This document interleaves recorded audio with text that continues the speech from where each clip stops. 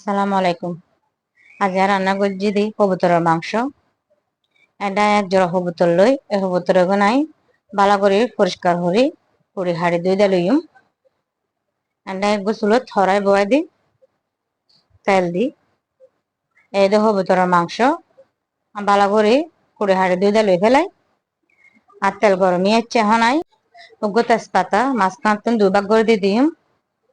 এক টুকরা দারচিনি আর গো এলাচি দিয়ে দিম। এক কাপ পেঁয়াজ দিম। পেঁয়াজ থেকে নাই লাল লাল করে ফেলাইম।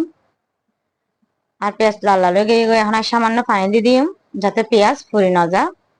আর মশলা অ্যাড করছুম 1 চামচ আদা বাটা, 1 চামচ রসুন বাটা। এখান দিয়ে ভালো করে মিক্স করে ফেলাইম যাতে মশলার কাঁচা গন্ধ যাগই।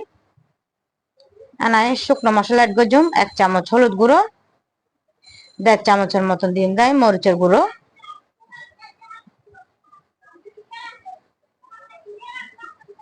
1/2 চামচ করে 2 চামচ মশলার গুঁড়ো দিম।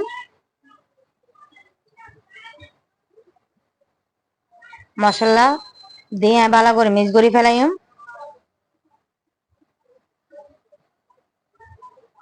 এখন সামান্য পানি দিই মশলা হসাতে থাকুন যতক্ষণ পর্যন্ত মশলার তেল উপরে বাসি না ওরে। আর মশলার তেল উপরে বাসি উঠি দু লাখ কেটে কবুতরের মাংস এখানে দিয়ে দিম। দিয়ে স্বাদ মতো লবণ দিয়ে ভালো করে মিক্স করে ফেলাইম।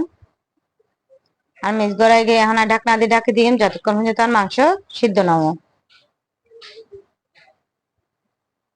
কবুতরের মাংস সিদ্ধ গিয়ে গই আর কিনাই লাড়ি জলের পানি দিয়ে দিম। জলের পানি দিয়ে ঢাকি দিম যতক্ষণ পর্যন্ত জলের ব্লক না উড়ে। জলের ব্লক উড়ে গিয়ে আর এখন ধনিয়া পাতা দিয়ে দিম। এলদার রান্নার ফাইনাল লুক। ফেসবুকে দেখে তাইলে ফলো দিয়ে দিন। আর ইউটিউবে দেখে তাইলে সাবস্ক্রাইব করে আর পাশে থাকুন।